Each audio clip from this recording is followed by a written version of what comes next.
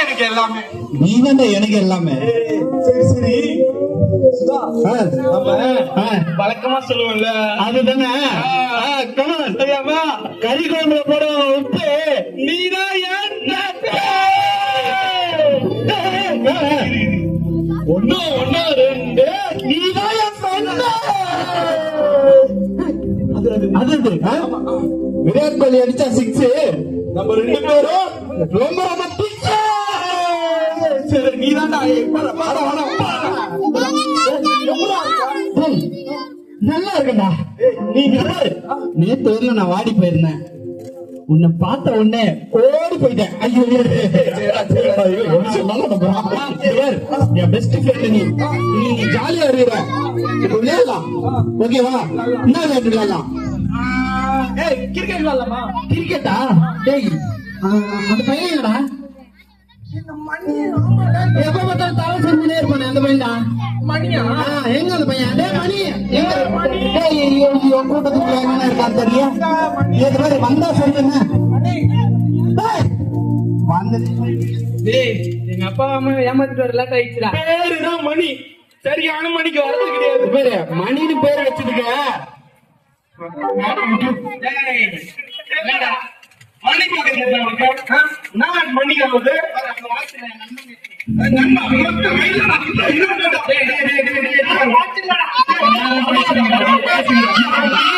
பாத்தீங்களா? எனக்காக என்ன ஒண்ணு செய்வாங்க பாத்தீங்களா? என் கையில வாட்ச் இல்லன்னு பாருங்க, என் நட்டு பாருங்க. நீ கட்டுறா நீ கட்டு பாத்தீங்களா? நீ இப்ப வாட்ச் பார்த்து டைம் சொல்றான். அந்த டைம் வரணும். சரியா? எல்லாம் ஆட்டத்துக்கே சேர்த்துக்க மாட்டேன். சாப்பிட்டு போடுவோம். நண்பன் மேல பார்த்து கையது. என் நண்பனுக்கு எதுவும் ஆகக்கூடாது. ஒண்ணு இல்ல மணியா அவன்தான் அப்புறம் மணியை ரொம்ப கேட்கிறான்.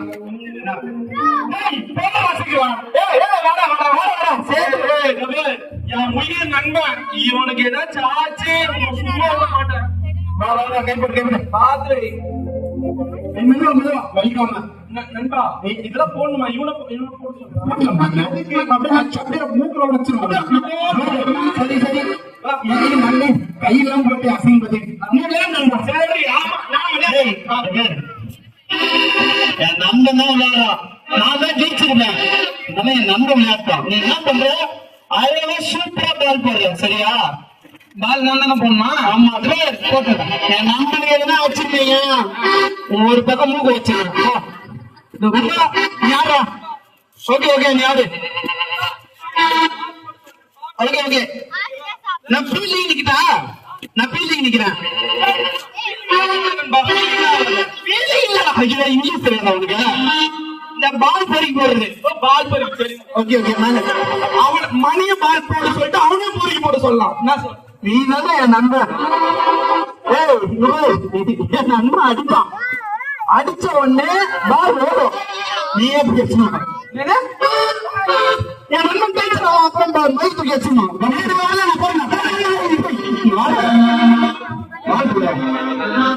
போடுவா? போடு போடு. ஓடி வந்து போடுறா. நின்று போடுறா. அடி போடு போங்க. பரவாயில்ல பரவாயில்ல நின்று போடு. போடுவா?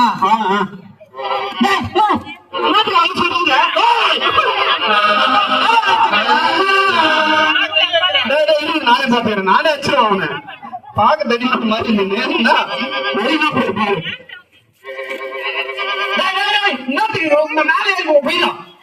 அடுத்த சொல்ல போய் போடுறான். அதுல போடுறான்.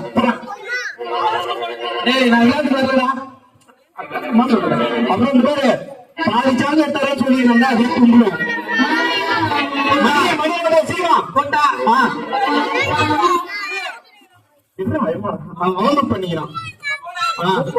பண்றாங்க. பாலத்து மூஞ்சில வச்சிருக்காங்க.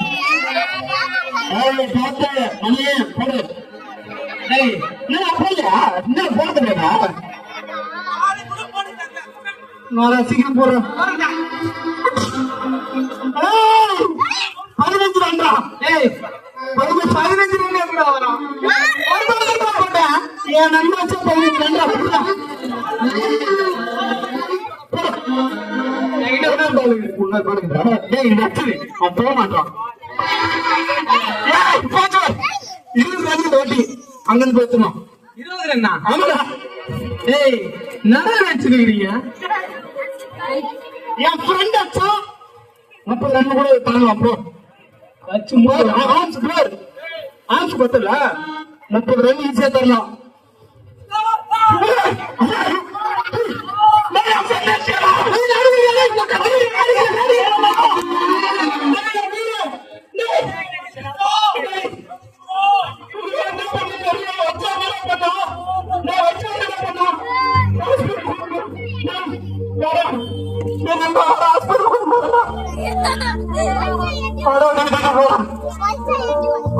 ஹாஸ்பிட்டல் கூட்டு போயிட்டு வந்துருந்தா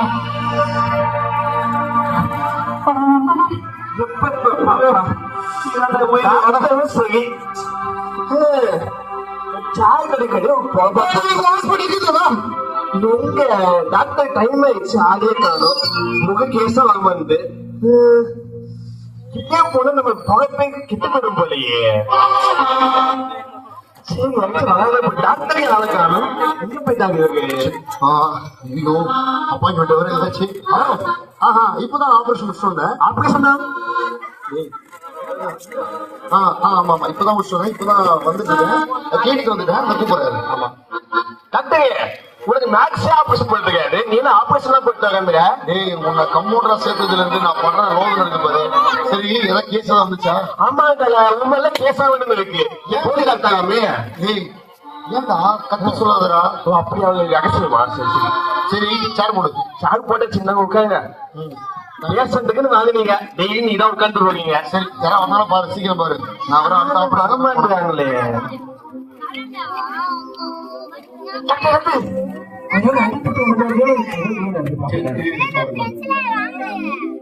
தம்பி, என்னாச்சு? என் friend மயக்கம் போட்டு வந்துட்டான். மயக்கம் போட்டு வந்து, எவ்வளவு நேரம் போட்ட? சீக்கிரம் ஒரு டாக்டர் வந்து வைங்க. டாக்டர், டாக்டர், கேஸ் தான் தேவையோ? என்னாச்சு உட்கார் டாக்டர் ஊசி ஊசி போட்டா இந்த கும்பிட்டு வச்சு கொண்டுருவேன் ஏய் ஈரா யாரா நீ என் நண்பர் எதுவுமே ஆகாம நாள் வேணும் பட்டு இருந்துச்சு வீண்டா மயக்கம் போட்டு ஐயோ இதான் நடிக்கிறேன் ஓகே சூப்பர் டாக்டர் என்ன கண்ணுக்குள்ள லைட் அடிக்கிறியா ஏய் ஈரா செக் பண்ணடா நீ போய் என்ன பண்ணு உனக்கு கண்ணு நல்லா தெரியுமே நீ போய் அந்த ஃபார்மசில போய் இது டிப்ஸ் ஐட்டம்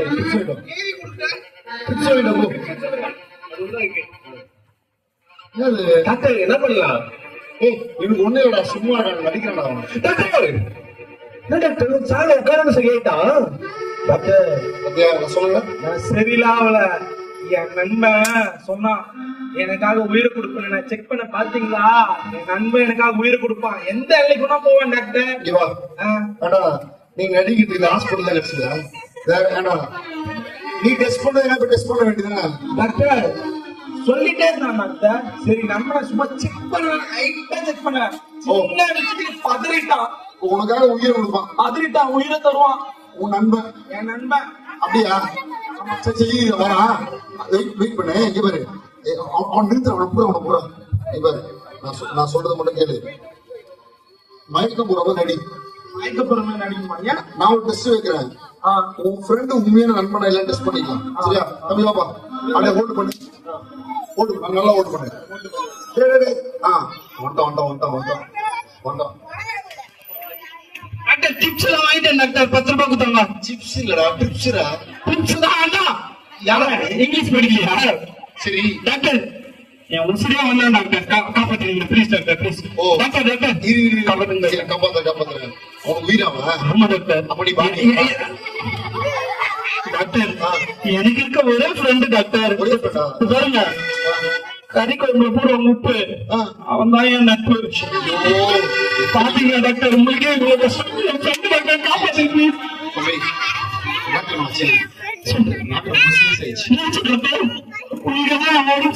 எனக்கு நல்ல டாக்டர் பாத்துங்க என் ஃப்ரெண்ட காப்பா உன் ஃப்ரெண்ட் இதெல்லாம் சீரியஸ் ஆயிடுச்சுடா என் ஃப்ரெண்ட சீரியஸ் ஆச்சா நான் சொல்றது மட்டும் கேளு சொல்லுங்க டாக்டர் என்ன பண்றான் என்ன பண்ண சொல்லுங்க எவ்வளவு நம்பர் இல்ல பாத்துக்கலாம் ஒண்ணு இல்ல ஒரு 6 லிட்டர் பிளட் மட்டும் நீனே பாசிட்டிவ் பிளட். நான் நல்லா பாசிட்டிவ் தான் டாக்டர். அந்த நல்ல பாசிட்டிவ் தான் வேணும். டாக்டர் 6 லிட்டர் பிளட் மட்டும் கொடுத்துருக்கேன். டாக்டர் எத்தனை பிடிக்கு என்ன எத்தனை டாக்டர்?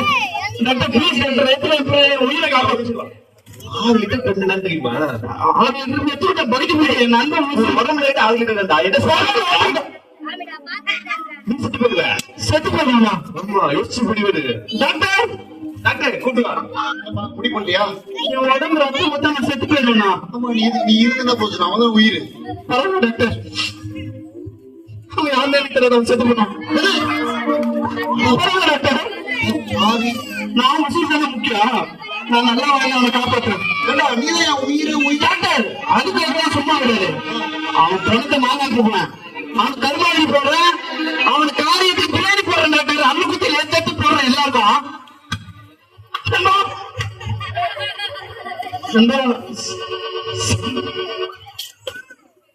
சார் நல்ல நட்புடா. நண்பர் உயிர் தருன்னு சொன்னியடா. நண்பர் சாரி நண்பர். நீதான் எல்லாம் சொன்னியடா. என் ஃப்ரெண்டு டேய், என்னடா நண்பர் எல்லாருமே அப்படிதான் இருந்தாங்க. உயிரெல்லாம் தருவேன்னு சொன்னியடா. நான் பாடுற டாக்டர் எல்லாருக்கும் என் நண்பனுக்கு உயிர் கொடுப்பாங்க நினைச்சிட்டு இருந்தேன். நண்பா அப்படி பண்ணாதே. நண்பா டேடா, எல்லாருமே அப்படிதான் நண்பா. சரி தம்பி, வா வா வா வா வா வா வா. இவரு டெஸ்ட் பண்ணது உண்மைதான். சரி, யாருமே நமக்காகலாம் உயிரெல்லாம் கொடுக்க முடியாது. ஆனா நமக்காக ஒருத்தர் உயிர் கொடுத்திருக்காரு. யாரு டாக்டர் அது? அவர்தான் உன்னை என்னை படைச்ச ஆண்டவராய் இயேசு கிறிஸ்து. 2024 வருஷத்துக்கு முன்பாக கடவுளா இருந்தவர் மனுஷனா வந்து நமக்காக 33 வருஷம் வாழ்ந்து மரித்தார். நம்ம பாவத்துக்காக, சாபத்துக்காக. ஏன் டாக்டர் நமக்காக சாவணும்? தம்பி, அந்த காலத்துல எல்லாம் பலி கொடுத்துருந்தாங்க. ஆனா கடவுளே நம்ம பாவத்துக்காக, சாபத்துக்காக, குடும்ப பிரச்சனைக்காக, பாரம்பரிய கட்டுக்காக, எல்லா வியாதிக்காக, நாம நல்லா இருக்கிறதுக்காக, நாம அந்த பரலோகம் மோட்சம் சேர்றதுக்காக இயேசு கிறிஸ்து நமக்காக ரத்தம் சிந்தினார். 3ஆம் நாள்ல உயிரோட எழுந்தார். நான் செய்ய பார்த்து மன்னிப்பாரா டாக்டர்? என் ஃப்ரெண்டுக்கு விரோதமா தப்பு பண்ணிட்டேன், என்ன மன்னிப்பாரா? தம்பி, ஒரு பாவம் ஏன் பாவம் இல்ல. வசனம் சொல்லுது, இயேசு கிறிஸ்துவின் ரத்தம் சகல பாவங்களை நீக்கி நம்மை சுத்திகரிக்கும். ஒரு பாவம் இல்ல, 2 பாவம் இல்லப்பா. நம்ம முன்னோர்கள் செஞ்ச பாவத்தை கூட நாம சுமக்க தேவை. இயேசுவின் ரத்தம் அவன் எல்லாத்தையும் கழுவும். ஒரு வசனம் சொல்லப்படுது, ஒருவன் செய்வதற்காக ஜீவன் கொடுக்கிற அன்பிலும் மிகப்பெரிய அன்பும் இல்லை. அவர்தான் உண்மையான நண்பன், உண்மையான தகப்பன், உண்மையான தாய், உண்மையான சகோதரன். நம்ம நேசிச்சதுனாலதான் நீ நானும் அந்த சிலுவையில அடிபட வேண்டும். நமக்காக இறங்கி வந்து எல்லாவற்றையும் செஞ்சு அவரை நான் எப்படி டாக்டர் ஏத்துக்கிறது? அவர் எனக்காக அன்பு கூர்ந்தார் அப்படிங்கறத நான் நம்புறேன். ஆனா நான் எப்படி ஏத்துக்கிறது? அதை எப்படி ருசி பார்க்கறது? ரொம்ப சிம்பிள் தான். நீ அங்கே இருந்தாவில்ல, இங்க இருந்தாவில்ல, இதயத்துல விசுவாசிச்சு வாயினால இயேசுவே ரத்தத்தினால என் பாவத்தை கழுவுங்க, சாபத்தை கழுவுங்க. ஏன் இந்த பிரச்சனை, ஏன் இந்த கடன் பிரச்சனை தெரியல, எனக்கு உதவி செய்யுங்க நீ சொல்ற மாத்திரத்துல இயேசு பாவத்தை கழுவ முடியும். டாக்டரால உடம்பு மட்டும்தான் சுகம் கொடுக்க முடியும். ஆனா இயேசு மட்டும்தான் தன் மனசுல இருக்கிற எல்லா பாவத்தை, இருள, சந்தேகத்தை, எரிச்சல், கோபத்தை இயேசு எதுவும் பிரச்சனை டாக்டர். நைட்ல தூக்கமே வரமாட்டேங்குது டாக்டர். யாருகிட்ட சொல்லி அழுகுறதுனே தெரியல டாக்டர். யாருகிட்ட சொல்லி யார் நம்ப முடியல டாக்டர். என்ன பண்றதுனே தெரியல டாக்டர். எனக்கு ஒரு விடுதலை தருமா எல்லாமே விடுதலை கொடுப்பார். வசனம் சொல்லப்பட்ட இயேசு கிறிஸ்து நம்ம விடுவிக்கும்படியாகவே அவன் சிலுவையில ரத்தம் சிந்துறான். ஓகேவா? நம்ம நல்லவங்களாக தேவனை மதிக்கல, பாவின்னு தெரியும், அதெல்லாம் மதிச்சார். இந்த இயேசுவை உள்ளத்துல ஏத்துக்கோ. இந்த கிறிஸ்துமஸ் எதுக்கு தெரியுமா? அவர் அன்பை விளங்க பண்ணாதான் இந்த கிறிஸ்துமஸ் நம்ம கொண்டாடிடணும். சரியா? அதனால இயேசப்பா கிட்ட இயேசுவே என் சிந்தனையில போராட்டம், பயம், எரிச்சல் இருக்குன்னு சொல்லி சின்ன ஜெபம் பண்ணிப்பாரு. இயேசு இன்னைக்கு சுகத்தை கொடுப்பார், உன் பாவத்தை மன்னிப்பார், உன் சாபத்தை மன்னிப்பார், நீ சுகத்தை தருவார். சரியா? சரி, நீங்களும் இயேசுவோட பிள்ளைன்னா நீங்க எல்லாரும் மன்னிச்சுட்டு அன்போட கடந்து போகும். சரியா? தேங்க்யூ.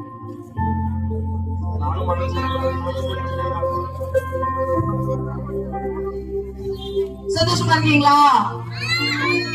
அம்மா மருமகளும் ஒரு குட் நியூஸ் சொல்ல போறேன். லேடிஸ்க்கு பொதுவாவே ரொம்ப கஷ்டமான வேலை என்ன தெரியுமா? 3 வேளை சமைக்கிறது தான். கரெக்டா இல்லையா? பொழுதனைக்கு நம்ம கிச்சன்ல தான் இருப்போம் இல்லையா? காலையில சமைக்கணும், மத்தியானம் சமைக்கணும், நைட்டு. இன்னைக்கு என்ன ஒரு சந்தோஷமான செய்தி, நாங்க கிறிஸ்துமஸ் உங்களோட சேர்ந்து கொண்டாடுறோம் இல்லையா? அந்த மகிழ்ச்சியை ஒரு சேர்ந்து கொண்டாடுற விதமாக நைட்டு உணவு வந்து பிரியாணி உங்களுக்காக ரெடியா இருக்கு. பிரியாணிக்காக இல்ல, நீங்க சமைக்க வேண்டாம், இன்னைக்கு நைட்டு உங்களுக்கு ஓய்வு, சரிங்களா? ஆனா ஒரு சின்ன ஒழுங்கு இருக்கு. எதையுமே இயேசு கிறிஸ்து ஒழுங்கா தான் செய்வார், சரிங்களா? சேர்ல உட்காந்துருக்கோம், அப்படியே உட்காந்துக்கோங்க. உங்களுக்கு இடையில பிரியாணி பார்சல் உங்க சேருக்கு வரும். ஏன்னா ஒரு இடத்துக்கு வர சொன்னா அது கூட்டமாயிடும், சரி, அது ஒழுங்கு இருக்காது. அதனால பிள்ளைகள் எல்லாம் அவரவர் ஒரு சேர்ல கரெக்டா உட்காந்துக்கணும். எந்த நேரம் வரும் தெரியாது. எல்லாருக்கும் பிரியாணி பார்சல் உங்க கைக்கே வந்து சேரும், சரிங்களா? இந்த ஒழுங்கு மட்டும் கொஞ்சம் நம்ம கொஞ்சம் கடைபிடிக்கும், சரிங்களா? சந்தோஷமா கடைபிடிக்கும், ஓகேவா?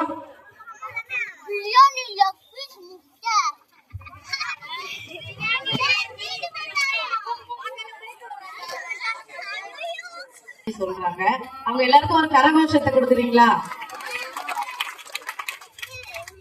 ஆதியிலே தேவன் வானத்தையும் பூமியும் சிருஷ்டித்தார். ஆதியாகமம் 1:1. கர்த்தரின் மேய்ப்பராய் இருக்கிறார், நான் தாழ்ச்சி அடையேன். சங்கீதம் 23:1. கை தட்டுங்க எல்லாரும். கர்த்தர் நல்லவர் என்பதை ருசித்து பாருங்கள். சங்கீதம் 34:8. இறந்து போனதை தேடவும் ரசிக்கவுமே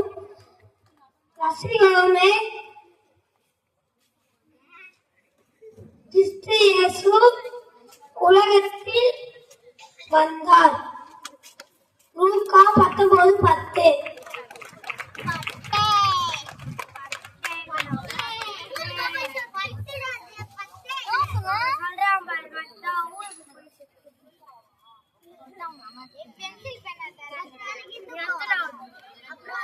என் கொத்தாசை வரும் பழதற்கு நேராக என் கண்களை ஏறெடுக்கிறேன்.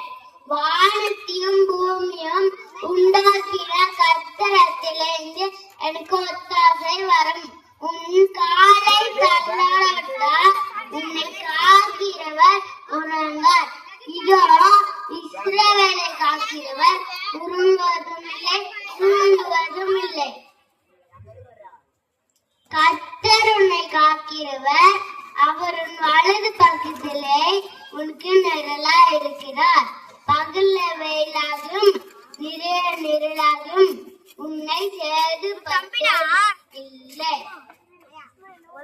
கர்த்தரும் போக்கிலும் பலத்திலும் இகுமண்டல் கண்டு எண்டைக்கும் காப்பர். அவர் உன் ஆத்மாவை காப்பர். சங்கீதம் 1:21.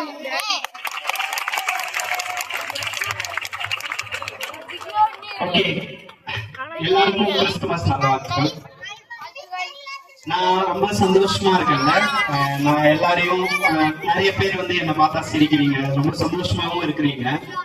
உண்மையாவே என்னுடைய லைஃப் எப்படி ஆரம்பிச்சது, நான் எங்க இருந்து வந்தேன் அப்படிங்கறத நான் உங்க மத்தியில ஷேர் பண்ணிக்க போறேன்.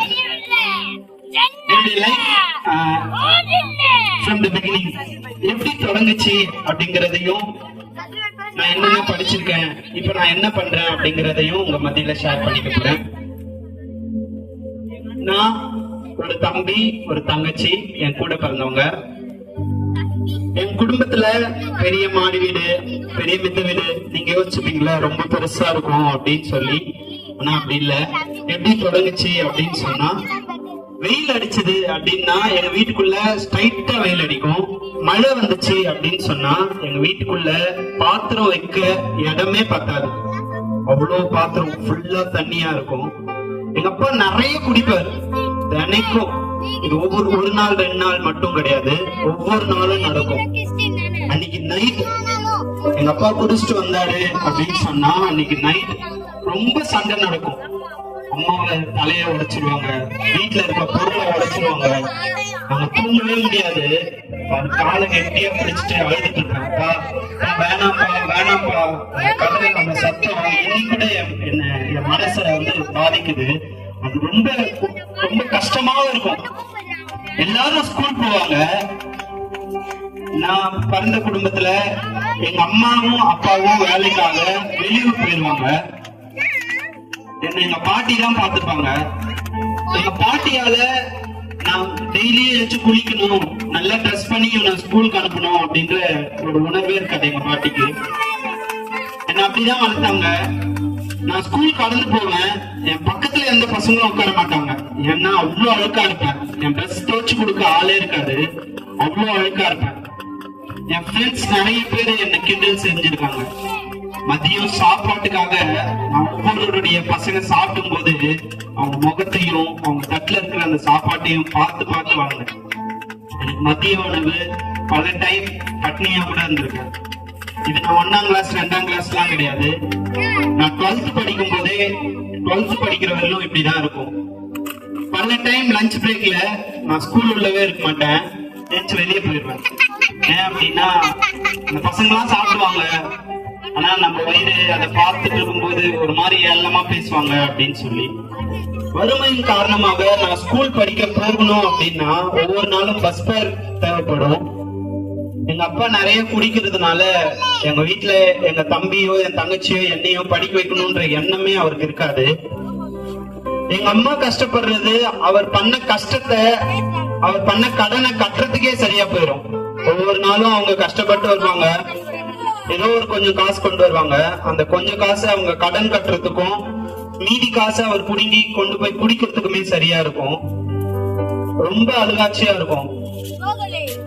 நான் எங்க அம்மா கிட்ட கேட்டிருக்கேன், அம்மா நான் ஸ்கூல் போகணும், எனக்கு பஸ் ஃபேர் வேணும் அப்படின்னு கேட்கும்போது ஏதாச்சும் ஒரு வேலைக்கு போ அப்படின்னு சொன்னாங்க. எனக்கு அந்த வயசுல என்ன வேலைக்கு போகணும்னு தெரியல. அதனால குப்பை பொறுக்க ஆரம்பிச்சிட்டேன். கோணி பைய இந்த ஷோல்டர்ல போட்டு ரொம்ப சின்னதா இருப்பேன்.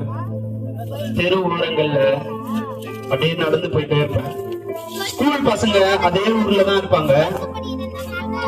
என்ன பார்த்துட்டு கிண்டல் பண்ணுவாங்க அப்படின்னு சொல்லிட்டு வீட்டுக்கு பின்னாடி குப்பை பொறுக்க ஆரம்பிச்சேன்.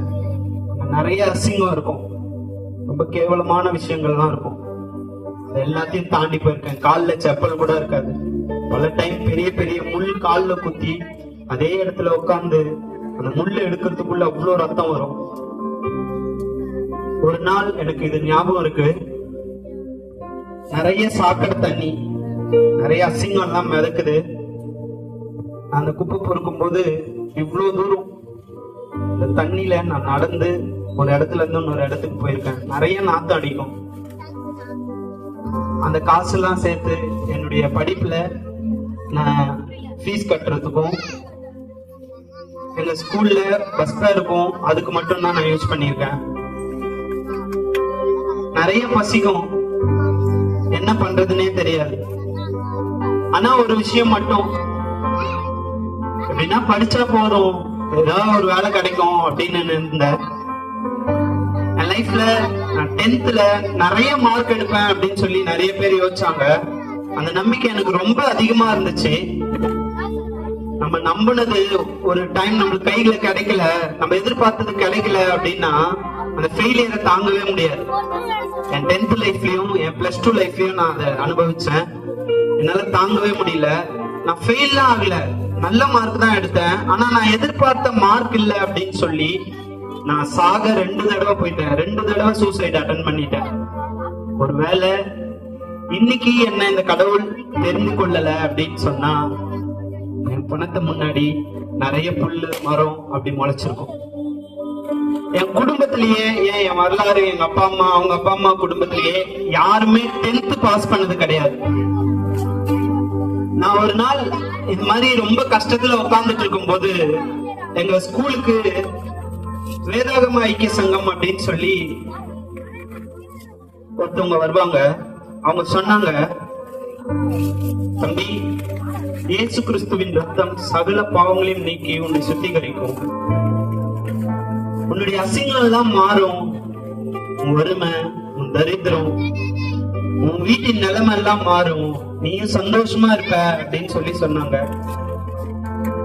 அன்னைக்கு ஸ்கூல் டைம்ல நான் அதை காதால கவனிச்சேன். இன்னைக்கு எல்லாரும் உட்கார்ந்துட்டு இருக்கும்போது நான் அந்த இடத்துல கண்ணீர் விட்டு ஜெபம் பண்ணேன்.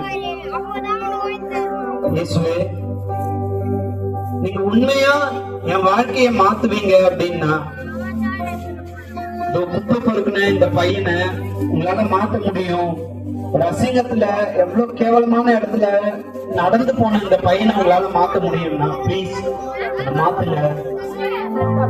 என்ன உங்க கருத்துல கொடுக்குறேன்னு சொன்னேன். வாழ்க்கையில கடவுள் யாருமே யோசிக்காத அளவுக்கு என்ன மாத்தி இருக்கிறாரு.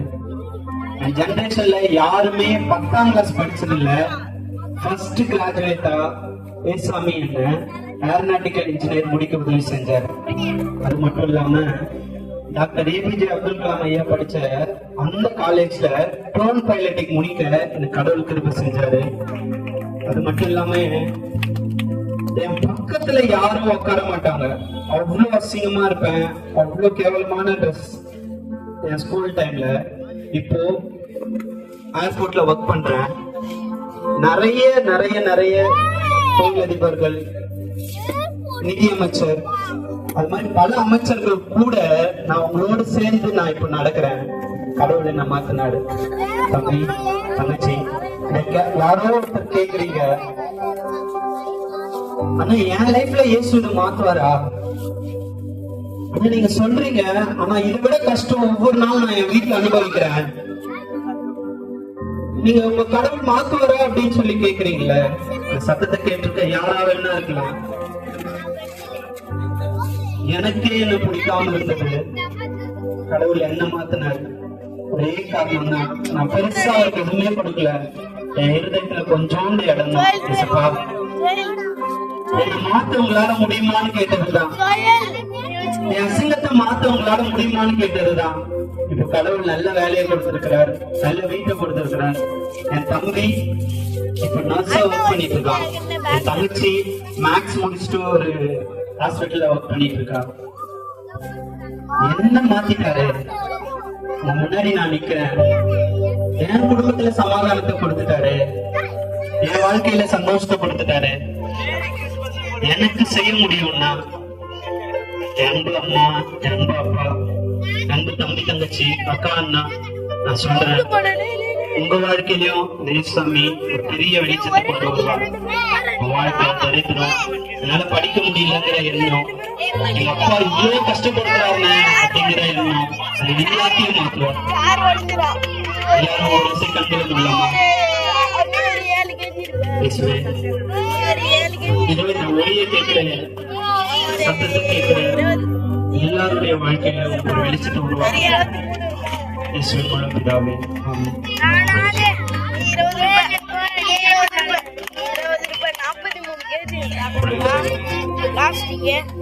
சந்தோஷம் பொங்குதே, சந்தோஷம் பொங்குதே, சந்தோஷம் என்னில் பொங்குதே. அல்லேலூயா, இயேசு என்னை ரட்சித்தார், முற்றும் என்னை மாற்றினார். சந்தோஷம் என்னில் பொங்குதே, சந்தோஷம் பொங்குதே, சந்தோஷம் பொங்குதே, சந்தோஷம் என்னில் பொங்குதே. அல்லேலூயா, இயேசு என்னை ரட்சித்தார், முற்றும் என்னை மாற்றினார். சந்தோஷம் என்னில் பொங்குதே. வழித்தப்பினார் தீவிலே, பவபலியதி சந்தலே. வழித்தப்பினார் தீவிலே, பவபலியதி சந்தலே. அவரின் குரலே அழைத்தது என்னை, அவரின் குரலே அழைத்தது என்னை. அந்த இந்த நாளில் எங்கள் பாவம் நீங்கித்தேன், அந்த இந்த நாளில் எங்கள் பாவம் நீங்கித்தேன். சந்தோஷம் பொங்குதே, சந்தோஷம் பொங்குதே, சந்தோஷம் பொங்குதே. அல்லேலூயா, இயேசு என்னை ரட்சித்தார், முற்றும் என்னை மாற்றினார். சந்தோஷம் என்னில் பொங்குதே, சந்தோஷம் பொங்குதே, சந்தோஷம் பொங்குதே, சந்தோஷம் பொங்குதே. அல்லேலூயா, என்னை ரட்சித்தார், முற்றும் என்னை மாற்றினார். சந்தோஷம் என்னில் பொங்குதே. அல்லேலூயா. அருமையான அண்ணனுடைய சாட்சி கேட்டீங்க. என்னுடைய வாழ்க்கையில் நடந்த ஒரு சாட்சி உங்கள் மத்தியில நான் சொல்லி அடுத்த நிகழ்ச்சிக்கு நாம் போகலாம். கவனமா கவனிங்க, யாரும் பேசாதீங்க. என்னுடைய குடும்பம் இங்க வாலாஜாபாத் பக்கத்துல இருக்கிற ஒரு சின்ன கிராமத்துல பிறந்து வளர்ந்தவங்க. எங்க அப்பா அம்மா 3 பெண் பிள்ளைங்க, நான் ஒரு ஆண் பிள்ளை. எங்க அப்பா நல்ல வேலை செய்து கொண்டிருந்தார். நல்ல சந்தோஷமான குடும்பம் எங்க வாழ்க்கை. நல்ல சந்தோஷமா போயிருந்த ஒரு வாழ்க்கையில எங்க அப்பா திடீர்னு குடிக்க ஆரம்பிச்சாரு. குடிச்சதுனால எங்க குடும்பம் பிரிக்கப்பட்டது. நானு, எங்க அம்மா, 3 பெண் பிள்ளைகள். எங்க ஊர்ல இருந்து ஒரு 10 கிலோமீட்டர் தூரத்தில் உள்ள ஒரு கிராமத்துக்கு நாங்க வந்தோம். எங்க அம்மாவுக்கு எந்த வேலையும் செய்ய தெரியாது. தலையில சும்மாடு கூட வைக்க தெரியாது. எங்க அம்மா ரொம்ப சின்ன வயசுல அப்பா கல்யாணம் பண்ணவங்க. 14 வயசுல கல்யாணம் பண்ணாங்க. யாருமே எங்களுக்கு தெரிஞ்சவங்க இல்ல. எல்லாம் இருந்தாங்க எங்களுடைய வாழ்க்கையில. சொந்த பந்தங்கள், எல்லா உரிமைகள், வசதிகள் எல்லாம் இருந்துச்சு. ஆனா குடும்பத்துல சமாதானம் இல்ல. எங்க அப்பா குடிக்க ஆரம்பிச்சாரு. சரியான வேலை இல்ல. 3 பிள்ளைகளையும் 4 பிள்ளைகளையும் காப்பாற்றுவதற்காக எங்க அம்மா ஒரு கிராமத்துக்கு வந்தாங்க. ரொம்ப கஷ்டப்பட்டாங்க. எல்லாம் இருந்தவங்க ஆதைகளா கைவிடப்பட்டோம். எல்லாம் சின்ன சின்ன பிள்ளைங்க, 10 வயசு, 6 வயசு, 5 வயசு, கை குழந்தை என் தங்கச்சி. எங்க அம்மா, அப்பா குடிக்கிறாரு, பிள்ளைங்களை காப்பாற்ற முடியல, சாப்பாடு கொடுக்க முடியாத சூழ்நிலைனால எங்க அம்மா வந்து அந்த கிராமத்துல வந்து கூலி வேலை செஞ்சு கஷ்டப்பட்டுருக்காங்க. எங்க வாழ்க்கை அவ்வளவுதான் முடிஞ்சு போக போது. நிறைய இந்த படங்கள் எல்லாம் பாக்குறோமே, கஷ்டம் வந்துச்சுன்னா, பிரச்சனை வந்துச்சுன்னா, பிள்ளைகளை காப்பாற்ற முடியலன்னா தற்கொலை பண்ணி சுற்றுவாங்க. அப்படிலாம் நிறைய பார்த்திருக்காங்க. ஆனா ஒரு நாள் நாங்க நிம்மதியா நின்னோம். ஒரு நாள் இப்படி ரோட்ல வந்து பாடுறாங்க, இயேசு கைவிட மாட்டார், இயேசு உங்களுக்கு உதவியா இருப்பார், இயேசு உங்களுக்கு அற்புதம் செய்வார், உங்களுடைய வாழ்வை மாற்றுவார் சொல்லி அங்க தெருவுல வந்து அண்ணன்மாருங்க பாட்டு பாடி வசனத்தை சொன்னாங்க. எங்க அம்மா ஒண்ணுமே தெரியாது, எங்க அம்மா வெளி உலகமே தெரியாது. ஆனா ஒரு நாள் எங்க அம்மா ஒப்பு கொடுத்தாங்க. நீங்க சொல்ற இந்த இயேசு எங்களுக்கு ஆதரவு கொடுத்தாருன்னா, என் பிள்ளைகளை வாழ வச்சாருன்னா, நான் இயேசுவை தெய்வமா ஏற்றுக்குவேன்னு சொல்லி எங்க அம்மா ஏசப்பாவுக்கு வாழ்க்கையை ஒப்பு கொடுத்தாங்க. நாங்க சின்ன சின்ன பிள்ளைங்களா இருந்தோம். எங்களுக்கு ஒண்ணுமே தெரியாது. நாங்க நல்ல சாப்பாடு சாப்பிட்டது கிடையாது, நல்ல துணி போட்டது கிடையாது, நல்ல வீட்டுல இருந்தது கிடையாது. ஆனா எங்க அம்மா எங்களை ஒழுக்கத்துல வளர்த்தாங்க. ஆலயத்துல கொண்டு போய் விட்டாங்க. நாங்க அழுவோம். நாங்க இருந்த வீடு எதிர்க்க வந்து பாத்தீங்கன்னா ஒரு மாட்டு கொட்டா மாதிரி 50 ரூபாய் வாடகை போட்டு எங்களை அதுல இருக்க வச்சாங்க. சுத்தி செவர் கிடையாது. எங்க அம்மாவுடைய புடவையை கட்டி வச்சிருப்போம். மழை வந்தா எல்லாருமே சந்தோஷப்படுவாங்க. மழை பெய்யணும், நல்லது, விவசாயம் பண்ணணும், ஏரி நிரம்பணும் சொல்லுவாங்க, சந்தோஷப்படுவாங்க. நாங்க 4 பிள்ளைகளை, 3 பெண் பிள்ளை, ஒரு பையன். அழுவோம், ஆண்டவரே இந்த மழை ஏன் பெய்யுது தெரியலையே, எங்க படுக்க கூட எங்களுக்கு இடம் இல்லையே சுவாமி, நாங்க எங்க படுப்போம்? எங்களுக்கு எல்லாம் இருக்காங்க, எல்லா சொந்தக்காரங்க இருக்காங்க. அப்பா வேற ஊர்ல இருந்தாரு, குடிப்பழக்கத்துல இருந்தாரு. எங்க அம்மாவை பெற்றெடுத்த தாயார் 3 அண்ணன் தம்பிங்க எல்லாம் இருந்தாங்க. ஆனா யாரும் எங்களை பார்க்கல, யாரும் எங்களை விசாரிக்கல. நாங்கள் அனாதைகளா இருந்தோம். மழை வந்து அழுவோம். அந்த படுக்கை எப்படி போடுவோம்னா, வைக்கோல் போய் சொல்லிட்டு வருவோம். வைக்கோலை போட்டு கோணியை போட்டு எங்க அம்மாவுடைய புடவையை போட்டு படுத்துக்கிட்டு இருப்போம். அழுவோம், ஆண்டவரே இந்த உலகத்துல எவ்வளவு பேர் இருக்காங்க, எவ்வளவு பணக்காரர் இருக்காங்க, எங்களை ஏன் சாமி இப்படி படைச்சீங்க, நாங்க எதுக்காக அவ்வளவு கஷ்டப்படணும் அப்படின்னு சொல்லி அதற்கு ஒரு நோக்கம் இருந்தது. நாங்க இயேசுவை ஏற்றுக்கொண்டோம், எங்க வாழ்க்கையை ஒப்பு கொடுத்தோம். எங்க வாழ்க்கையில மாற்றம் ஏற்பட ஆரம்பித்தது. படிப்படியாக வளர்ந்து வரும்போது தேவன் எங்களை நல்ல பாதையில நடத்தினார். ஆதரவில்லாத எங்களுக்கு ஆண்டவராக இயேசு கிறிஸ்து ஆதரவாக இருந்தார். அப்படி வளர்ந்து வந்த போது எங்களுடைய வாழ்க்கை மாற்றப்பட்டது. ஒழுக்கத்துல எங்க அம்மா வளர்த்தாங்க. தகப்பன் இல்லாத பிள்ளைகளா வளர்ந்தோம். ஆனா எந்த தீய பழக்க வழக்கத்துக்கும் எங்க அம்மா விடல. எங்களை ஆண்டவரை சொல்லி கொடுத்தாங்க, இயேசுவை சொல்லி கொடுத்தாங்க, பரிசுத்த வேதாகமத்தை சொல்லி கொடுத்தாங்க. நல்ல பிள்ளைகளா வாழ்ந்து வந்தோம். வாலிபனான போது வேலைக்கு போய் கொண்டிருந்தோம். ஒரு நண்பர் சொன்னார், ஒரு ஆட்டோ எடுத்து நீங்க ஓட்டினீங்கன்னா உங்க வாழ்க்கையில நல்லா இருக்கும், நல்ல வருமானம் கிடைக்கும்னு சொல்லி அப்போது சொன்னார். அந்த நாளையில அப்ப நான் என்ன பண்ணேன், சரி சொல்லிட்டு கடன் வாங்கி கொடுத்து ஒரு வாகனத்தை வாங்கினேன். ஆனா எனக்கு ரொம்ப நண்பர், ரொம்ப டியர், நல்ல பழக்கமானவரு என்னை ஏமாத்திட்டாரு. ஏமாத்ததுனால என்னுடைய வாழ்க்கையில 4.5 லட்சம் ரூபாய் கடத்துல மாட்டிக்கிட்டேன். என் வாழ்க்கையில நான் பட்ட அவமானங்கள் கொஞ்சம் நெஞ்சம் கிடையாது. ரொம்ப ஃப்ரெண்டு, அவர்லாம் ஏமாத்துவார் நான் நினைச்சே பார்க்கல. ஆனா என்னை ஏமாத்தினாரு. நடுத்தருவுக்கு வந்து நின்று பழையபடி நான் நண்பனை நம்பினதுனால, ஏமாற்றப்பட்டதுனால நடுத்தருக்கு வந்தேன். கொஞ்ச காலங்கள் இடைப்பட்ட நாட்களில நான் வளர்ந்து என்னுடைய சகோதரிகள்லாம் தேவனை தேடும் போது தேவன் எங்களை ஆசீர்வதிக்க ஆரம்பித்தார். ஒரு நிலத்தை வாங்கி வைத்தோம். அந்த நிலத்தை எப்படியாவது விட்டுட்டா என்னுடைய பிரச்சனை மாறிடுன்னு சொல்லி ரொம்ப நம்பிக்கையா இருந்தோம். நிறைய பேர் வந்து பார்ப்பாங்க, அந்த இடத்தை வாங்குறத கூட வந்து பார்ப்பாங்க. ஆனா அதை விற்கவே இல்லை. எத்தனையோ ஆண்டுகள் அந்த ஒரு இடத்தை வித்துட்டா என் வாழ்க்கையில ஒரு பெரிய மாற்றம் உண்டாகுன்னு சொல்லி நான் ரொம்ப நம்பினேன். ஆனா உண்டாகவே இல்லை. ஒரு நாள் நான் ஆலயத்துக்கு போனேன், போய் கண்ணீர் விட்டேன். ஆண்டவரே, இந்த கடன் என்ற சாபம் என்னால தாங்க முடியல சுவாமி. எவ்வளவு என்னால வட்டி கொடுக்க முடியுமா அவ்வளவு வட்டினால கடத்தினால மாட்டி தவித்துக்கிட்டு இருந்தேன். ஆண்டவராக இயேசு ஒரு நாள் என்னுடைய ஜெபத்துக்கு பதில் கொடுத்தார். நான் கண்ணீர் விட்டு அழுதேன். ஆண்டவரே, என்னை விடுதலை செய்யுங்க. நான் செஞ்ச பாவம் எதுவாக இருந்தாலும் பரவாயில்ல, என்னை மன்னிங்க. என் முன்னோர்கள் செஞ்ச பாவமா இருக்கலாம், எதுவாக இருந்தாலும் என்னை மன்னிச்சிருங்க.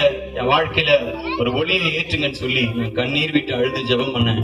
வந்து பாப்பாங்க, புரோக்கர்ஸ் வருவாங்க, இடம் வாங்கி நாளைக்கு முடிஞ்சுன்னு சொல்லுவாங்க.